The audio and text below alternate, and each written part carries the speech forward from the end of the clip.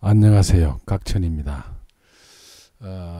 오늘은 2018년 7월 19일이네요. 벌써. 예.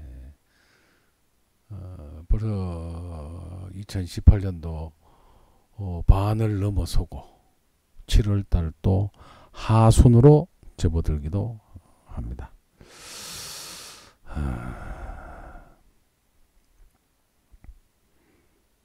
네, 오늘 이 사주를 소개하기 전에 어떤 지인이 미국에서 저한테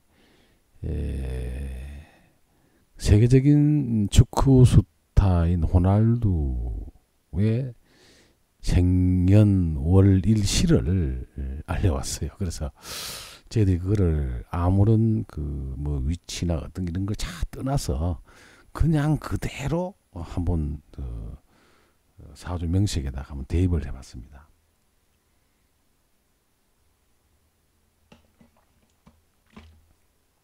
근데 참 놀라웠게도 호날두라는 그 대스타가 저는 나중에 그 사람이 자라온 환경과 그 현재 하고 있는 일들 이런 거를 그 신문 보도를 통해서 듣고 참 깜짝 놀랐습니다. 참 많이 버는 대신에 기부도 많이 하고 정말 헌혈도 많이 하고 여러 가지 측면에서 참 귀감이 되는 삶을 살아가고 있다. 굉장히 괜찮은 사람으로 그렇게 평가를 하더라고요. 그 부분도 놀랐습니다만 오늘 어디서 태어났는지 뭐 그런 저런 조건 없이 저 사람의 고향이 저는 포르투갈을 알고 있는데 포르투갈이라고 알고 있는데 하여튼 거기서 태어난 생년월일시를 한번 다음에 기회가 되면 누구라고 공개는 하지 않고 한번 제가 사주로서의 그 사람의 일생 내지는 띄고 있는 형태를 한번 설명을 하겠습니다. 깜짝 놀랐습니다. 이야, 참 사주라고 하는 것은 참 무시 못하는구나 그랬어요. 자, 오늘 소개를 한 여자분의 소개를 가지고 사주풀이를 우리가 하겠습니다. 일상적으로 사주풀이를 하는 것은 각처는 반드시 격을 파악을 하고 그 격에 대해서 그 사람의 삶의 질을 한번 봐라 그랬어요. 자, 이분은 제가 아는 지인분인데요. 여성입니다. 예, 기축년 계유월 그 다음에 기미일 그 다음에 갑술시에 태어난 사람입니다. 예. 자, 우리가 이 사주를 판단하는데 가장 먼저 볼 것은 식신격이죠. 예. 그러면 식신격인데 이 기토일주가 굉장히 강합니다. 여기 김이고 여기는 기축으로 앉아있죠. 그렇죠? 예. 그 다음에 여기가 미술형으로 이렇게 되어 있습니다. 이렇게 되어 있거든요. 예. 이게 술토죠. 예, 그 말입니다. 사주팔자가 우리가 보통 8글자 이렇게 보는 것인데 체에 해당되는 같은 글자가 하나, 둘, 셋, 넷, 5개 이렇게 되어 있습니다. 그 다음에 우리 그거를 제외한 나머지 글자는 그럼 몇 개가 되는 겁니까? 개, 유, 갑밖에 없어요. 이 말이에요. 그렇죠? 예. 이렇게 이루어졌다고 하면 이게 식신격이 되는 것이거든요. 이게 식신생재격이 되는 겁니다. 예, 이분은 장사를 해야 될 그런 팔자를 타고난 거죠. 이 말이세요. 자, 그런데 잘 보시면 체와 용을 어떻게 갖다 놓는 한이 있더라도 그렇죠? 어떻게 갖다 놔도 체가 용에 비해서 너무 강합니다. 자, 지금까지 제가 어떻게 얘기했습니까? 체용은 체도 강하고 용도 강할 때 최고라 그랬거든요. 이 말이세요. 그럼 여기서 용을 뭐로 쓸 거냐 이거죠. 식신이세요. 이 식신에 있는 신금과 경금이 천간에 투관이 안 되면 이 식신은 비견이 있으니까 상당히 성격은 잘 돼 있어요. 삶의 틀은 잘 짜여져 있다고 보는 것인데요. 그럼 식신인데 상관이 없으니까 식신 생재격으로 하면 상당히 괜찮나? 이렇게 우리가 봐야 되잖아요. 그렇죠? 우리 상하작용 뭐 이렇게 저렇게 많이 얘기를 했습니다만은 이 사주 자체를 가만히 들여다보면 체용이 많이 깨져 있습니다. 체가 훨씬 강해요. 누구보다가 용보다가 이 말이세요. 그럼 용은 어떻게 돼 있냐? 식신생적격으로 되어 있는데 이게 뭐 기토는 그렇다 치고요. 어떻게 되어 있습니까? 옆에서 강하게 토가 이렇게 치고 있습니다. 사유축 금구로 끌어올릴 때는 이런 운들이 언제쯤에요? 이때 축대운, 이때 이런 때는 그럴 수가 있습니다. 여기서 축이 오니까 사유축 금생수가 돼가지고 굉장히 강하게 밀어올리는 이런 형태를 지할 수 있지만, 이 개수 자체가 우리가 돈이다. 이 돈은 식신으로부터 생재를 받으면 이게 식신 생재격이 돼 있거든요. 근데 공교롭게도 이 비견이 여기서 이렇게 치고 있습니다. 뭐를? 편재를. 편재는 누구를 보면 안 된다 그랬죠? 비견을 보면 안 됩니다. 제가 어디 요즘 강좌에나 아니면 이 개인들하고 사주 얘기를 이렇게 해보면 우리가 이 십성에 대한 이해가 그렇게 깊게 되어 있질 않더라고요. 그 말이세요. 제가 그 문제를 여기서 잠깐 짚고 가겠습니다. 자, 다른 거는 그만두고 사주팔자가 구성이 안 돼 있는 그런 형태에서 우리가 십성에 관한 얘기를 할 필요가 없죠. 없습니다. 그게 무슨 얘기냐면 이 사주팔자 구성도 내에서 여기 오는 비견, 여기 있는 비견, 여기 있는 식신, 편재, 비견, 겁재, 또 뭐 있습니까? 정관, 이런 것들은 어떻게 이게 생성이 됐죠? 이거를 본인을 잘 파악하고 있어야 됩니다. 사주 명식 내에 오는 이 편재, 비견 이런 거는 굉장히 중요한 얘기가 되는 것이고, 여기서 보는 이 편재는 비견을 보는 순간에 이건 힘을 못 씁니다. 즉, 제 돈하고는 거리가 멀어 이 말이세요. 이게 어떤 누구? 이 사람 이 말이에요. 이 본명성 사주 주인공 기미일간인 이 사람은, 일주인 사람은 돈하고는 별로 이전이 없어 이 말이세요. 왜 그러세요? 편재가 있는데 바로 옆에 비견이 붙었거든요. 힘을 비교해 보시라 그랬잖아요. 편재는 첫째, 근이 없습니다. 유금의 희생은 받고 있어요. 그런데 뭐가 많습니까? 비견이 많아요. 이렇게 사주에. 이 비견, 편재, 식신, 정관 이런 것들이 뭐를 타고 들어왔죠? 일간을 기준으로 봤을 때 이게 정관이 되는 거거든요. 일관하고 정관하고 간목하고 사이가 견주다 보니 이놈이 정관에 해당이 되는 거예요. 이 사람한테로 봐서는 이 말이죠. 그 말입니다. 이게. 아직도 이해가 안 가시나요? 그 말이에요. 이 편재는 하나 외로에 앉아 있어요. 근도 없습니다. 도움은 받고 있어요. 근데 이 사주에 편재가 하나 저렇게 떠 있고, 그렇죠? 관이 하나 있으면 여기서 정관이 강합니까? 편재가 강합니까? 이 편재는 자꾸 정관 쪽으로 가게 돼 있죠. 왜 그러세요? 수생목하러 갑니다. 이게 오행의 움직임은 합의 성향, 다음에 생의 성향으로 자꾸 움직이게 돼 있는 거예요. 이게 그렇게 하면 이해가 쉽지 않습니까? 그러니까 이 사주 전체 구성도를 보면 여기 편재는 왜 그러세요? 이 기토 입장에서 봤을 때 이미 편재인 거거든요. 그렇죠? 이 편재가 그냥 가만히 하늘에 뚝 떨어져 들어오는 게 아니라고요.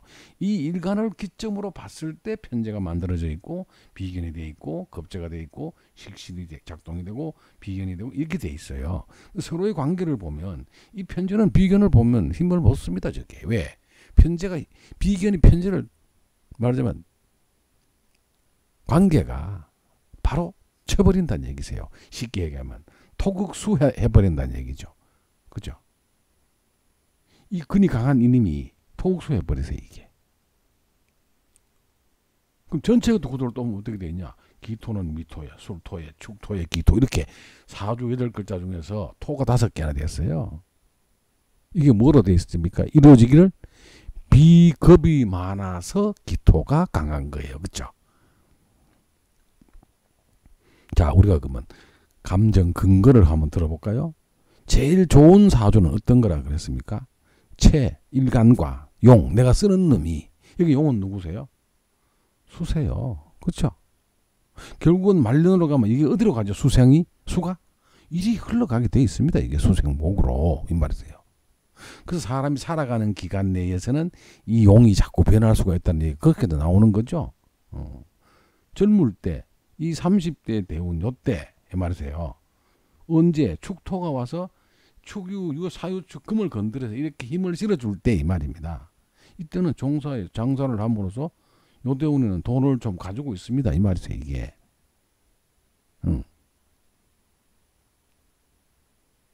해자축 운이 오니 때 이거 축토가 왔을 때 그렇습니다. 그렇죠? 이거 목운 갔을 때 요때 그런 대로 괜찮습니다. 이 말이세요. 사주 이렇게 보는 것이죠. 예. 근데 무엇보다 중요한 것은 원명국에서 체가 너무 강해요. 그러면 살아가는 게 힘듭니다. 왜? 제가 애초에 그랬잖아요. 체도 강하고 용도 강해야 돼. 체가 강한 만큼 용의 기운이 엇비슷해야 돼요. 근데 이거는 체는 너무 크고 용은 너무 작아. 그러면 일생을 살아가는데 힘듭니다. 아무리 용 쪽에다가 힘을 실어줘도 그만해요. 별로라. 왜 그렇겠습니까? 여러분 상상을 잘 해보시면 알잖아. 거기는 원칙이 있다 그랬죠. 체도 강하고 용도 강한 사주 본명성이 차고 있는 사람이 가장 그 명이 괜찮다 그랬거든요. 잘 보십시오. 어느 것도 마찬가지세요. 이게. 이것은 벌써 이렇게 체형이 기울어져 버렸어요. 아무리 용 쪽에 힘을 실어줘도 그렇죠? 금운이 와서 이 양반은 금운이 올 때가 제일 좋거든요. 왜 그러세요? 강한 토에서 토생금 금생수로 갖다 줘야 되거든. 이 말이세요. 아니면 이것처럼 사유축으로 합해서 이렇게 갖다 주던가. 그죠? 축대우는 이때 괜찮다. 34살서부터 한 44, 50 전반 요때까지는 괜찮으세요. 이분이. 왜? 이 제가 그나마 힘을 조금 받아요. 이 말이세요. 누구에 비해서? 기토에 비해서 이 말입니다. 이게. 그런 형태를 취해야지 괜찮은 거예요. 자, 그 다음에 이분의 뭐를 볼까요? 배우자 오늘 한번 볼까요? 예, 그 말입니다. 자, 이 배우자는 어떻게 있습니까? 이 배우자 남편이 이렇게 올라와 있잖아요. 그죠? 남편이 내 입장에서 보면 어떻게 해요? 겁제 위에 앉아 있어. 그죠? 이 사람의 입장에 이게 돈이긴 돈이지만 이 사람은 이 남편을 어떻게 하고 있습니까? 본인에게 합하기 전에 저쪽에 벌써 옛날에 합을 한번 했던 사람이에요. 이 사람은 재혼하고 나한테 오는 겁니다. 그 말이세요. 딱 답이 그렇잖아요. 그럼 여기서 봤는데 이거를 먼저 합하지. 아니, 가까이 있는 놈을 먼저 합하는 거. 그거를 시기적으로 보시면 안 돼. 여기서 일찍 결혼해가지고 여자가 한 번 있었던 사람이고 여자를 두고 다시 나한테 오게 앉아 있잖아요. 그럼 뭐 그렇게 어렵습니까? 이런 형태를 우리가 뭐라 그런다 그랬죠? 투합이라 그럽니다. 투합. 예. 쟁합이라고 하기도 해요. 이게. 안 그렇습니까? 사주 형태를 보면 그렇게 앉아 있어. 왜? 이 명은 한눈에 어디를 봐도 토가 강하게 모여서 비견이 많이 달고 있는 이런 사주들은 사주 자체가 벌써 체용이 흩어져서 별 볼 일 없는 사주가 돼요. 이게 식신이니까 비견이 도와줘가지고 토생금 해주니까 격이 잘 형성이 됐다. 아, 청하다. 괜찮겠네. 이렇게 봐야 되겠습니까? 물론 그렇게 감정을 할 수가 있어요. 그러나 그 전에 먼저 사주 구도가 틀린 거예요. 이게. 그죠? 기토는 이렇게 강한데 용은 요만해 앉아 있어. 그렇죠? 근데 이 바로 위에서 용을 또 치고 앉아 있어. 비견이 그 편제를 치고 있어. 이 말이세요. 자, 이런 얘기를 하면서 우리가 사주를 감정하는 어떤 기본적인 어떤 법칙 내지 이런 건 각신은 늘 그렇게 얘기하잖아요. 성격은 잘 됐고 청하고 탁하고 그것도 맞는데 청한데 식신생제로 그렇죠? 근데 왜 이분은 힘들게 살아가세요? 한번 보세요. 천간에는 신랑이라는 사람이 그렇죠? 근도 없이 이렇게 앉아 있어요. 이게 근이 됩니까? 이게? 안 되잖아요. 남편은 정말로 별 볼 없고 아무것도 가진 것도 없고 이런 사람이 이게 죄를 깔고 앉았다고요? 죄를 깔고 앉아서 내가 잘 살려면 어떻게 돼야 된다고요? 체가 강해야 돼요. 체가 강하는 이거 간목이 말이야. 강하려 그러면 그 본인이 스스로 체가 되는 것이지. 이게 첫째 근이 있어야 되고 두 번째 생존을 받아야 돼요. 그렇죠? 이거 뭐 갑기합도 해가지고 뭐 별 볼 일 없잖아요. 이게 근도 없이 앉아가지고 잔뜩 뭐를 깔고 앉았어요. 여자가 많어 이 말이세요. 이게 목국토 하고 그러니까 그 말이잖아요. 뭐 그렇게 어렵게 생각하죠. 사주 보는 걸. 그죠?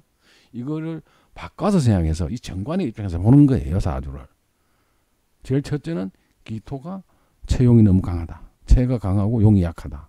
아이고 이 사람 참 힘들게 살아가겠구나. 그 다음에 이 용 쪽으로 아무리 힘을 실어줘도 이 사람은 차라리 요 어릴 때 운이 괜찮았던 거예요. 요게. 왜요? 그나마 수니까. 수생목에 금생수가 돼가지고 여기서 그런데 이 추운 달이니까 환경이 좋았겠습니까? 이게? 그렇잖아요. 겨울철 시기를 지나갑니다. 그렇죠? 유금이 서늘한 가을철에 태어나는 게 겨울이 오면은 이게 되게 주위 환경이 좋아지겠습니까? 그렇죠? 그 다음에 어디로 옵니까? 술, 해, 자, 축. 이 대운부터 살짝 괜찮다가 그 다음에 아니세요. 자, 이 사람은 남편이 오는 사람이 가정을 가진 사람이 와요. 그 말입니다. 얼마나 여성으로서는 이 시대적 배경의 기축이면 지금은 나이가 벌써 한 70이 넘어가는데 그 시대에 그 시절에 그런 시기적으로 봤을 때 이게 사회적으로 용납이 되는 얘기입니까? 이게 말이 안 되잖아요. 그 말입니다.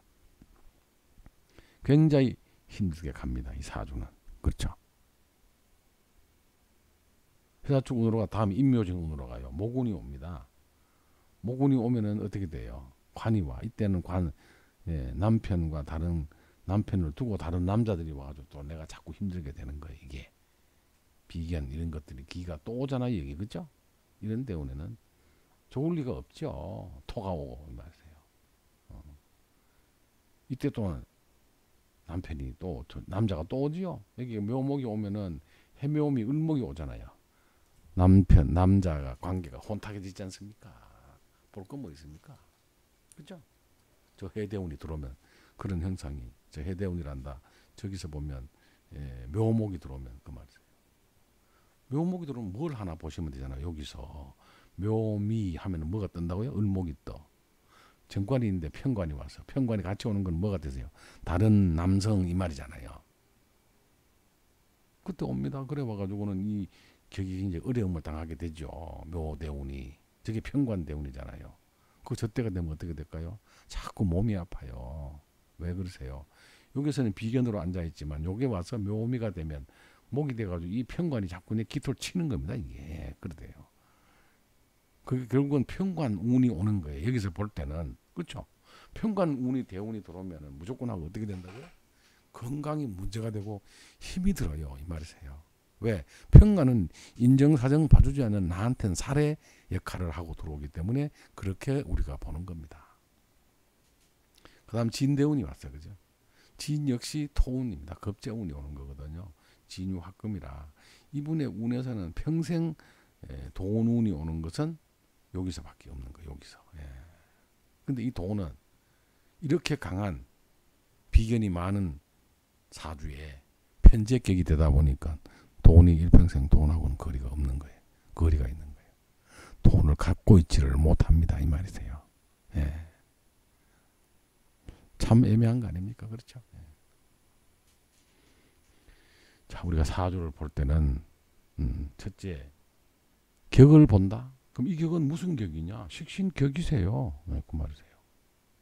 그러면 반대로 보면 기토가 이 기토가 축토가 이렇게 비견들이 많아가지고 그만큼 나도 강하고 극도 강한 거 아닙니까? 그 말이잖아요. 근데 이게 식신격에서 끝나면 그렇게 얘기할 수 있지. 그 말이세요. 근데 이게 어디로 갔습니까? 생재로 갔거든. 제로 올로 보냈어. 그죠? 천간에 올해는 내 사주 본명성에 천간에 나타나는 용을 봐야 되거든요. 이게 바로 식신생재격입니다.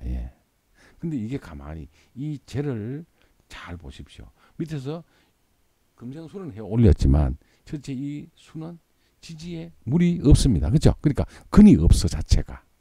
두 번째 천간에 편재 바로 옆에 비견이 또 하나 떠 있어. 이건 어떻게 돼? 바로 친다는 얘기거든요. 그러니까 그 사람은 돈하고는 거리가 있는 사람이다 이 말이에요. 이게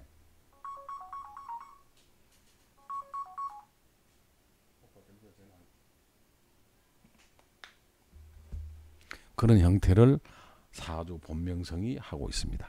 거기다가 육친을 봤더니 이거 어떻게 되어 있습니까? 그렇죠? 간목이 남편이죠. 나한테 오기 전에 결혼 한번 했던 사람이고, 이 남편은 남자는 온 곳에 죄를 가지고 있어. 그럼 뭐가 돼요? 여자가 많어 이 말이세요. 바람둥이 남편이라 이 말입니다. 이게 뭐 그렇게 어렵게 생각하지? 여기서 한번 볼까요? 기갑 남편이 여기 있어. 그죠? 그렇죠? 그렇습니다. 근데 이 남편이 여기서 어느 거를 봐도 남편은 남편이야. 남편 입장에서 어떻게 돼 있습니까? 갑기합 이렇게 돼 있잖아요. 보면 답이 들어오죠. 자, 그렇습니다. 참 일생이 굉장히 힘들게 살아가는 가족관계 때문에 그런 현상이 있죠. 그럼 식신은 여기 있습니다. 그죠? 자식이. 예. 자식이 여기 있지. 그죠? 자식은 어떻게 하고 있느냐. 한번 보실까요? 자식은 여기서 봤더니 식신이 여기 앉은 자리가 왕한 자리는 앉아 있는데, 요놈을 여기서 올라간 자리가 요렇게 본다면 천간은 못 올라갔거든. 자식이. 그죠? 합해서 역시 금이 됐으니까 금생수 이 말이세요.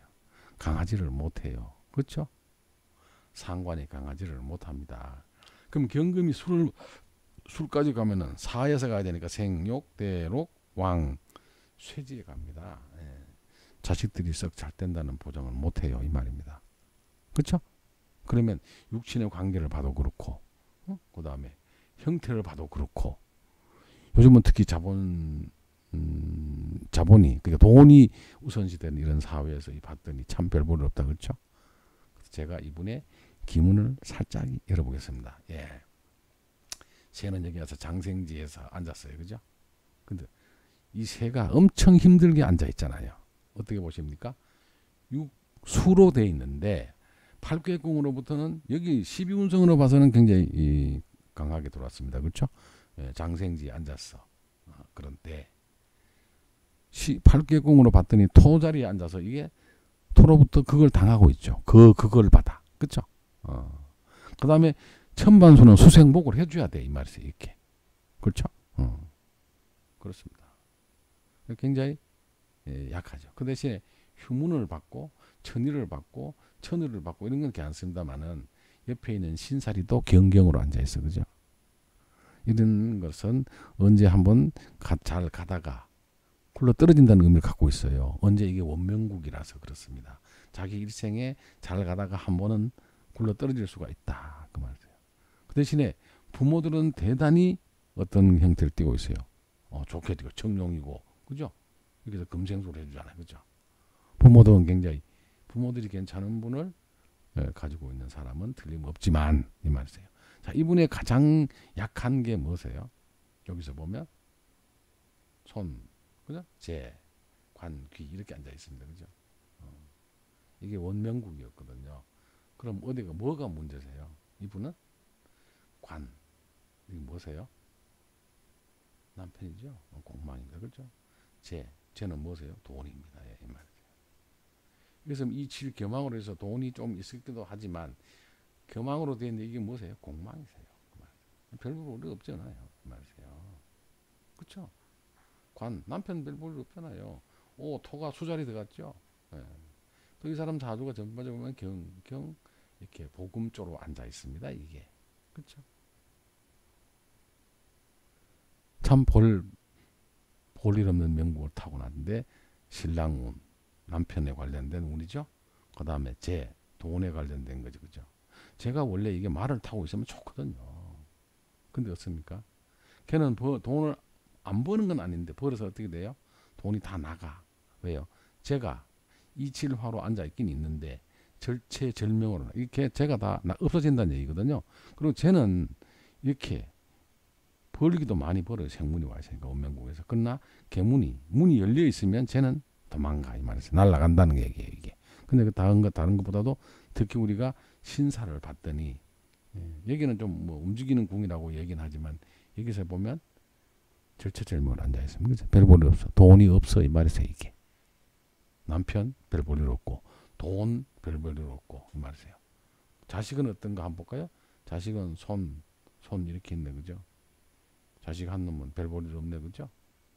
그죠? 여기서 경문이 있는 이 자식, 복덕이 있는 이 자식은 괜찮은데 이 아래에 있는 자식은 사문에 귀혼이 앉아 있어, 그죠? 별 볼 일 없잖아요, 이게.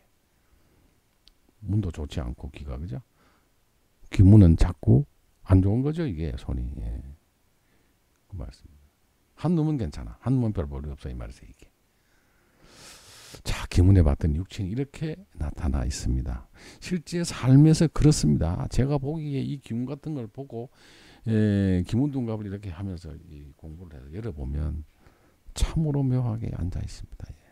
아무리 봐도 예, 그렇습니다. 참 잘 아는 지인의 사주인데 우리가 보면 이렇게 놀라는 쪽으로 들어와 있다. 예.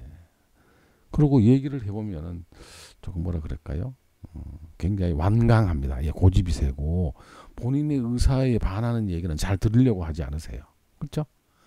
우리가 신왕 내지 신강한 사주들, 예.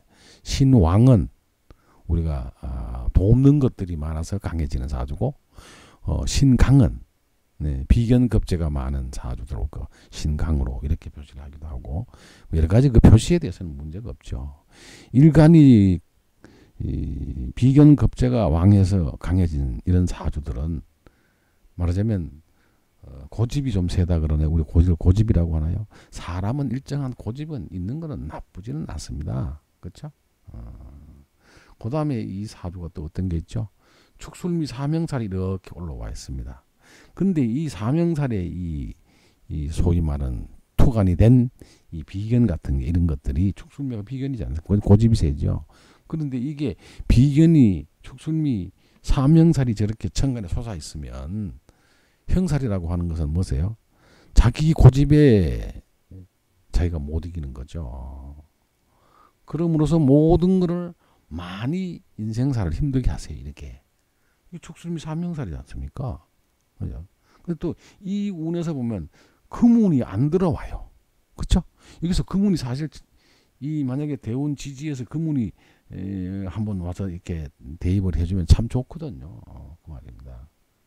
그럼 앞으로 남을 거는 한 74세쯤이 넘어서면 지금 이 양반이 2018년이니까 64, 65, 66, 67, 68, 70 이제 한 2, 3년 남았네. 그죠? 요 4대운이 들어오면 좀 어떨까? 예, 조금 살짝 나아지겠죠. 그러나 벌써 이때는 본인이 활동하면서 뭐를 해가는 시기는 지나버리죠. 74세가 넘어가 버리니까 그 말이죠. 그죠? 식신, 신금이 이렇게 오면 74세는 괜찮은 운이거든요. 그렇죠? 다음행에도 사화가 와서 사유축으로 삼합을 이루면서 이게 금생술을 하고 그 다음에 이게 천간에 신금까지 들어서 이 개수를 신금이 도와주는 형태가 취해지면 이때는 운이 괜찮습니다. 예. 우리가 조심하실 것은 이 토가 이렇게 가는데 토운이 다시 들어오거나 토를 너무 왕하게 하는 운이 오면은 안 됩니다. 예. 그렇게 봐야 되는 것이죠. 참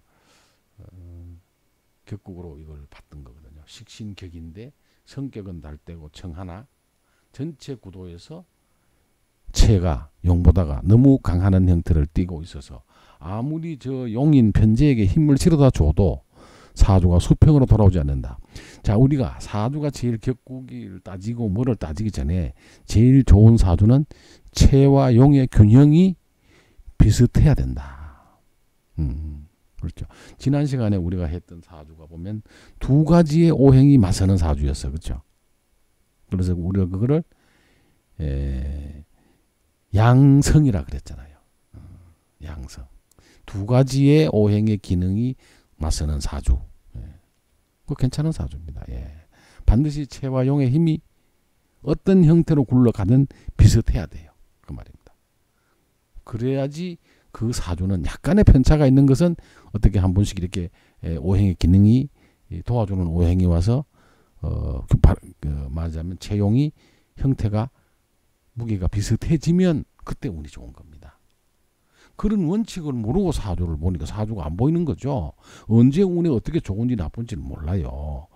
그 운세 가름을 못하면 사주는 빵점입니다. 여러분들 만약에 이 제가 설명하는 이 사주 간법을 공부하시는 분들에게 간곡히 부탁드립니다. 각천간법의 기본 원칙을 알고 사주가 이렇게 흘러가는 거 저렇게 됐을 때 이렇게 운이 와서 이렇게 좋아지고 하는 얘기를 이해가 가죠.